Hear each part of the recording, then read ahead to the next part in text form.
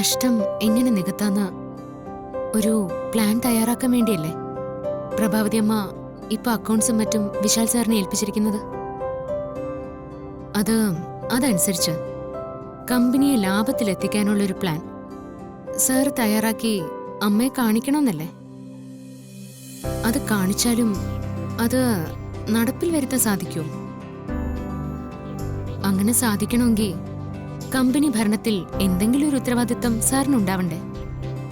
ഇപ്പൊ തൽക്കാലം ഉത്തരവാദിത്തമൊന്നും വേണമെന്നില്ല പാർവതി. എന്റെ പ്ലാൻ അമ്മയെ കൊണ്ട് നടപ്പിൽ വരുത്തിക്കാൻ എനിക്കറിയാം. എന്റെ നിർദ്ദേശങ്ങൾ നല്ലതാണെന്ന് തോന്നിയാൽ അമ്മ ഒരിക്കലും അതൊന്നും തള്ളിക്കളയില്ല. കമ്പനിയെ ലാഭത്തിലാക്കാൻ എന്റെ ആശയങ്ങൾക്ക് സാധിക്കുമെന്ന് ഉറപ്പുള്ളതുകൊണ്ടല്ലേ അമ്മ ഈ ചുമതല എന്നെ ഏൽപ്പിച്ചിരിക്കുന്നത്.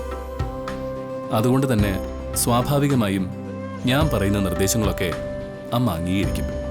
അങ്ങനെയാണെങ്കിൽ നല്ലത്. സാറിന്റെ നിർദ്ദേശങ്ങളൊന്നും പ്രഭാവതി അമ്മ നടപ്പിലാക്കില്ല സർ. പക്ഷേ സാറ് കണ്ടെത്തുന്ന പ്ലാൻ നമ്മൾ നടപ്പിലാക്കും ഏത് വിധേനയും. വിനയെ ഒന്ന് നിയന്ത്രിക്കാൻ അമ്മയോട് പറഞ്ഞാലോ എന്ന് ഞാൻ ആലോചിക്കുന്നത്. അതുകൊണ്ട് പ്രയോജനം ഉണ്ടാവുമെന്ന് എനിക്ക് തോന്നുന്നില്ല. വിനയെ കുറ്റപ്പെടുത്തി സംസാരിക്കുന്നത് പ്രഭാവതി അമ്മയ്ക്ക് ഇഷ്ടപ്പെടാൻ സാധ്യതയില്ല. അവൻ എന്തെങ്കിലും കുറ്റപ്പെടുത്തിയാൽ അത് അമ്മയ്ക്ക് വിഷമാവും. അത് ശരിയാ. പിന്നെ വിനയെ നേർവഴിക്കെത്തിക്കാൻ എന്താ ഒരു മാർഗം? സർ, റിയെ വിനയുടെ ജീവിതത്തിൽ നിന്ന് ഒഴിവാക്കി വിട്ടാൽ മാത്രമേ വിനയെ നമുക്ക് നമ്മുടെ വഴിക്ക് കൊണ്ടുവരാൻ സാധിക്കൂ.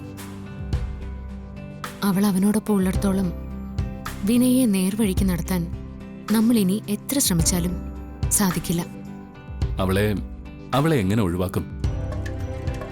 അവൾ ഇത്തൽ കണ്ണി പോലെ അവനെ മുറുക്കി പിടിച്ചിരിക്കുകയല്ലേ. അവനാണെങ്കിൽ അവളുടെ വാക്കുകളൊക്കെ വേദവാക്യവും.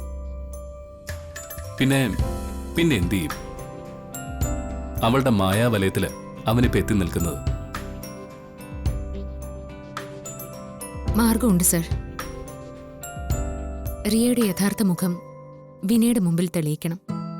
അവക്ക് മറ്റൊരു കാമുകനുണ്ടെന്നും പണമാണ് അവളുടെ ലക്ഷ്യമെന്നും പണത്തിന് വേണ്ടിയാണ് അവൾ വിനയുടെ പിന്നാലെ കൂടിയിരിക്കുന്നതെന്നും വിനയെ ബോധ്യപ്പെടുത്തണം. അവന്റെ മുമ്പിൽ അത് തെളിയിക്കണം. ഇത് പറയാൻ എളുപ്പമാണ് പാർവതി. പക്ഷേ ഇത് എത്രത്തോളം സാധിക്കും? ജതിന്റെ കാമുകിയാണ് റിയെന്ന് വിനയ് എങ്ങനെ ധരിപ്പിക്കും? അതിന് തെളിവുകൾ വേണ്ടേ? അവളും ജതിനും തമ്മിലുള്ള ബന്ധം അവൾ അതീവ രഹസ്യമായിട്ടല്ലേ സൂക്ഷിക്കുന്നത്? എന്റെ മനസ്സിൽ ചിലത് തെളിയുന്നുണ്ട്. ആ മാർഗം മിക്കവാറും വിജയിക്കും.